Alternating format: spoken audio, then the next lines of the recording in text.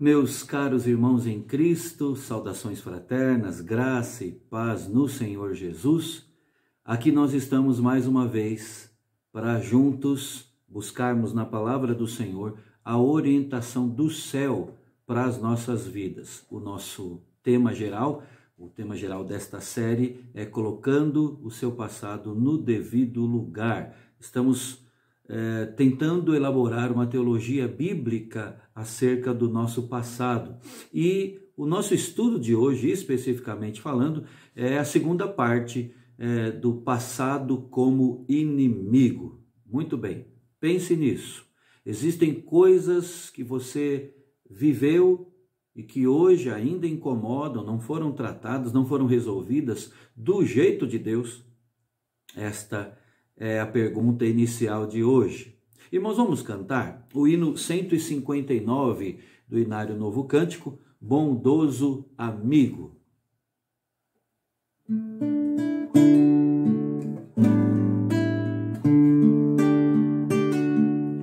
Quão bondoso amigo é Cristo, revelou-nos seu amor.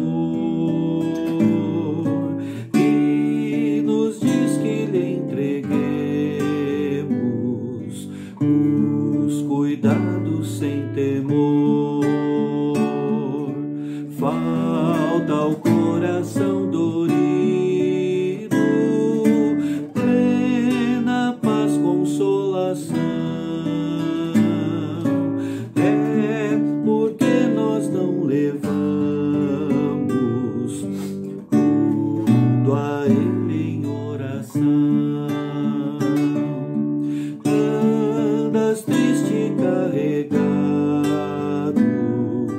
de pesares e de dor, a Jesus eterno abrigo, vai com fé teu mal expor. Teus amigos te desprezam, conta-lhe isso em oração, e o seu consolo terno tu terás no coração. Cristo é verdadeiro amigo, isso prova nos mostrou, quando para resgatar-nos Ele humilde se encarnou,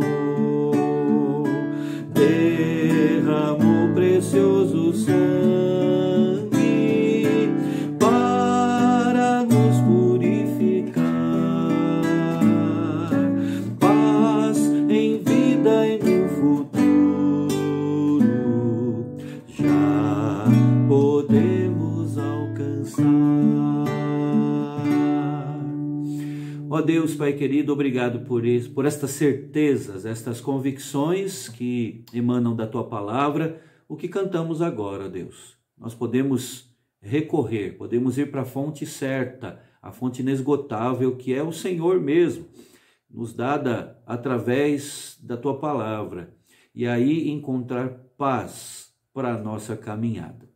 Ó Pai, que o Senhor alcance a cada um daqueles que estão aqui agora conectados conosco, que a Tua bênção em várias áreas da vida, ó Deus, recaia sobre os Teus servos, sobre cada um aqui. E também te pedimos a Tua orientação, vinda da Escritura Sagrada, a Tua palavra, ó Deus. Teu Espírito nos leve, nos guie, ó Deus, à verdade, e a verdade é a palavra do Senhor. É a nossa oração, em nome de Jesus. Amém, amém.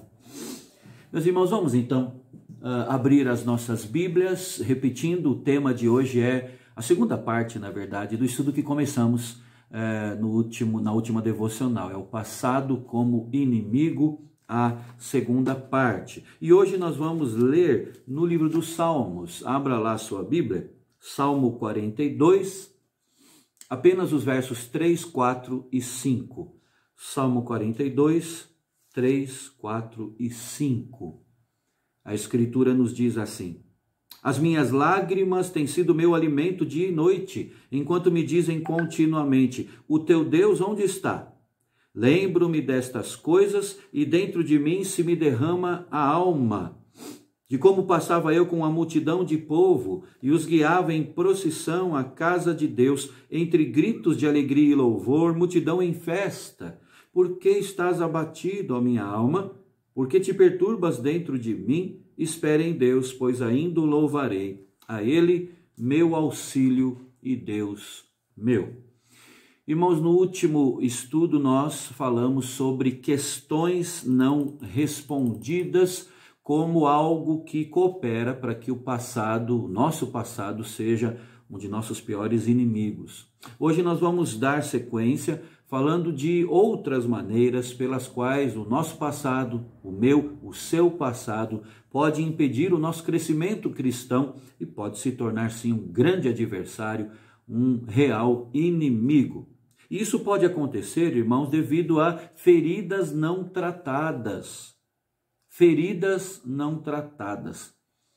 Antes nós falamos de questões sem resposta, agora vamos focar nesse tema das feridas, olhando para a vida na realidade desse lado do céu, por assim dizer. A vida pode ser muito dolorosa, incrivelmente dolorosa. Muitos homens, muitas mulheres carregam cicatrizes profundas porque alguém pecou contra eles de maneira terrível, e isso marca. A lista de possíveis feridas é praticamente sem fim, né? No livro intitulado Médicos da Alma, o conselheiro bíblico Robert Kelleman, ele escreve sobre a importância de desenvolvermos o que ele chama de sinceridade espiritual, definida por ele como contar corajosamente a si mesmo a verdade acerca da vida.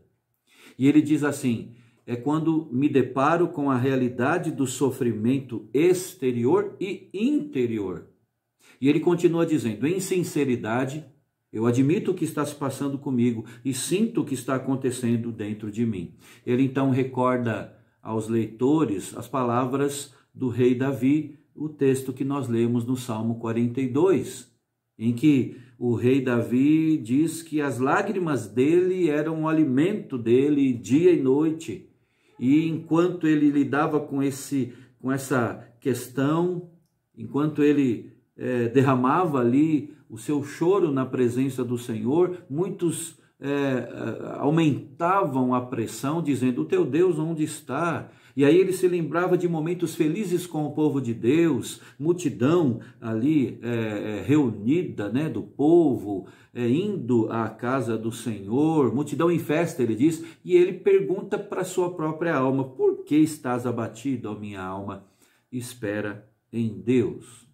Agora, em clara oposição às palavras do salmista, aqui algumas pessoas cresceram acreditando que de alguma forma é errado se sentir ferido.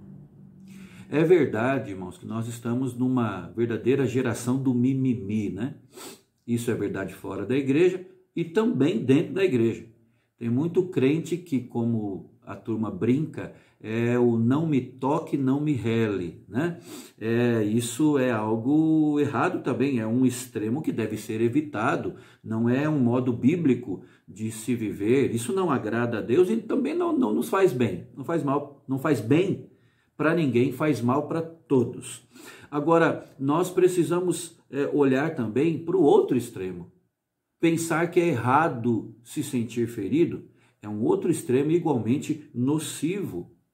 Cristãos deveriam estar felizes, pensam alguns, o tempo todo. Isso é uma grande mentira. Coloca essa sujeira do passado debaixo do tapete e anda, rapaz.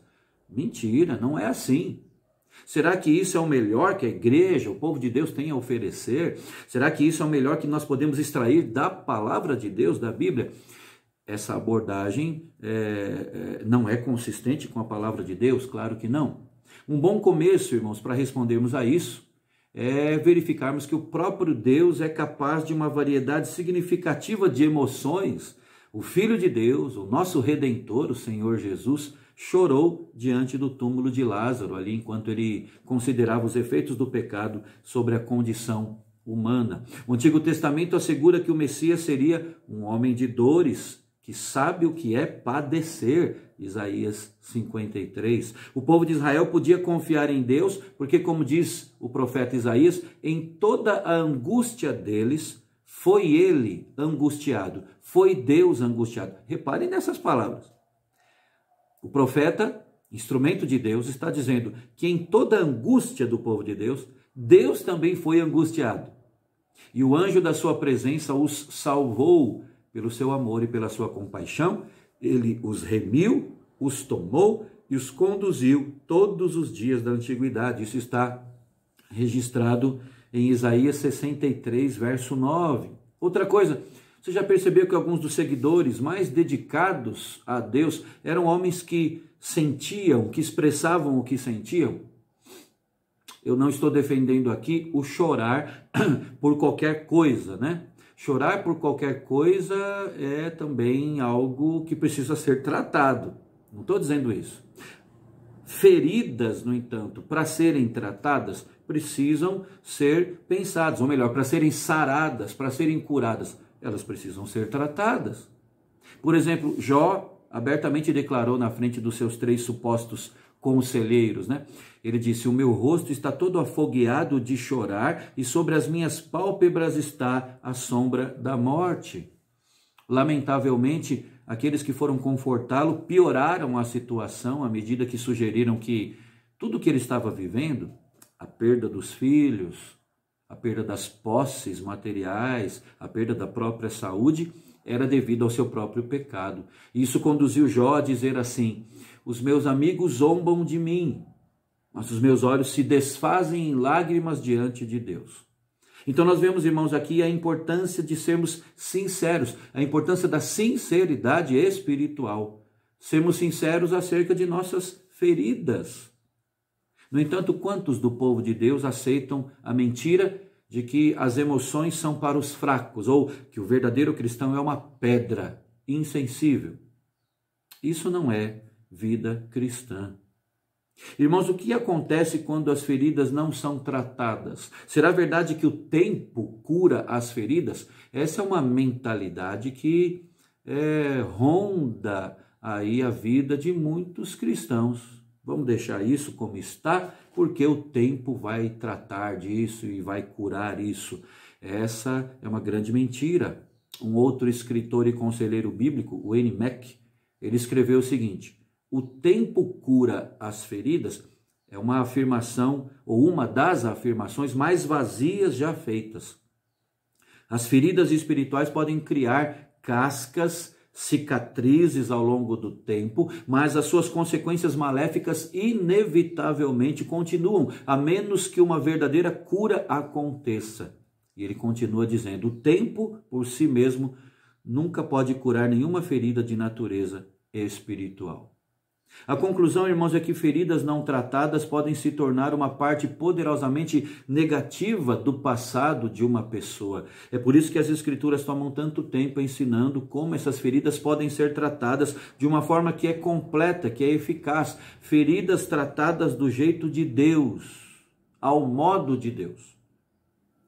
Agora, em terceiro lugar, uma outra maneira pela qual o seu passado pode lutar contra você, estagnando a sua vida com Deus, se tirando a alegria de viver e se tornando assim o seu pior inimigo, são os problemas não resolvidos.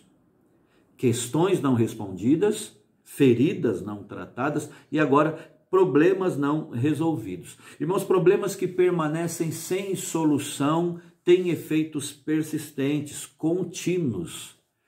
É como aquela medicação que você toma e ela tem assim o seu efeito prolongado, sabe?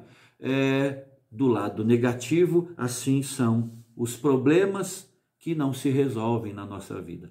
Essa é a razão porque a Bíblia nos instrui a usar a energia criada pela ira para resolver os problemas com outras pessoas antes que o sol se ponha. Efésios 4:26. Nós somos inclusive advertidos ali de que falhando nessa questão nós damos lugar ao diabo, né? Então, você precisa se reconciliar com alguém na sua vida. Você resolveu que pode viver com essa condição do seu passado recente ou remoto, sem ser afetado negativamente por isso hoje? Com que base, eu lhe pergunto, com que base você tomou essa decisão? Às vezes nós decidimos coisas sem consultar ao nosso Criador, sem consultar ao nosso Senhor. Problemas não resolvidos talvez sejam uma das formas mais comuns com que o passado de uma pessoa se torna o seu inimigo. Um dos muitos resultados possíveis disso é a amargura. E é incrível, irmãos, como existem pessoas amarguradas. O escritor de Hebreus nos adverte sobre isso, dizendo assim: segui a paz com todos e a santificação, sem a qual ninguém verá o Senhor, atentando diligentemente, porque ninguém seja faltoso, separando-se da graça de Deus, nem haja alguma raiz de amargura que, brotando, vos perturbe e por meio dela muitos sejam contaminados. Observe aqui, irmão e irmã, observe com cuidado isso aqui. A amargura é comparada a uma planta que começa então, que surge ali sob a superfície do solo, né? Ou seja, lá dentro de nós, para depois brotar e crescer com o tempo.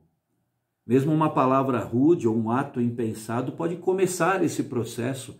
Alguns cristãos se sentem desconfortáveis, por exemplo, em relação a alguém, ou desconectados de algumas pessoas em suas vidas, e jamais gastaram um tempo para considerar a razão disso, para tratar disso biblicamente falando. Para outros, foi algo muito mais significativo, o abuso foi real, quem sabe, o desapontamento foi expressivo, porém, o assunto, de novo, nunca foi tratado, muito menos resolvido à luz da palavra do Senhor. E aí, o resultado qual é? A amargura resultante disso é ali crescente e se torna muito pesada. Pessoas amarguradas, crentes em Cristo amargurados. Mas repare também no que diz Hebreus 12:15. Diz que muitas outras pessoas podem ser contaminadas pela amargura, ou seja, a amargura não é algo só que me afeta negativamente, mas afeta negativamente a outros. É um pecado diante de Deus, faz mal para mim, faz mal para quem está ao meu redor. A amargura que é fruto de problemas não resolvidos. Famílias inteiras têm sido destruídas por um problema não resolvido, irmãos. Igrejas, muitas vezes, se dividem porque homens, mulheres, não tratam os problemas de modo bíblico e oportuno, seguindo ali os passos de Deus. Seguem os seus próprios passos e não resolvem nada com isso. Então, irmão e irmã, será possível que um problema não resolvido com alguém em sua vida até hoje tenha feito do seu passado o seu maior inimigo? Eu quero concluir a minha palavra hoje, nosso breve estudo hoje, fazendo algumas perguntas. Será que, como igreja, como povo de Deus, temos fornecido um ambiente para que as pessoas sejam honestas sobre as suas feridas do passado? Porque também tem isso, né? Às vezes a pessoa até quer externar isso, quer até botar para fora, mas não encontra entre os irmãos na fé um ambiente propício para isso. Precisamos atinar para essa questão. Isso precisa ser, essas pessoas precisam ser acolhidas. Todos nós, não é? Outra pergunta, examine a sua vida por um breve momento. Há feridas não tratadas, há problemas não resolvidos, incrustados ali no seu passado, no seu histórico, na sua bagagem de vida. Essas questões, essas feridas, esses problemas têm sido o seu grande adversário no presente. Às vezes as pessoas não sabem por que são como são hoje, porque sentem o que sentem hoje, porque agem e reagem como agem e reagem hoje, e muitas vezes se deve ao passado não tratado biblicamente. A Bíblia diz que o salmista chegou à conclusão de que a misericórdia do Senhor estava sendo derramada constantemente sobre ele. O autor da carta aos Hebreus, texto que citamos aqui também, estava atento ao efeito contagioso da amargura a partir do seu próprio coração. E eu pergunto, e você? O seu passado é o seu inimigo. Apresente isso a Deus. Busque aconselhamento bíblico. E isso para viver em plena liberdade a vida que Deus lhe deu. Vamos orar agora em família? Que Deus abençoe a sua vida, abençoe os seus. Um forte abraço. Até o nosso próximo estudo, se assim Deus quiser.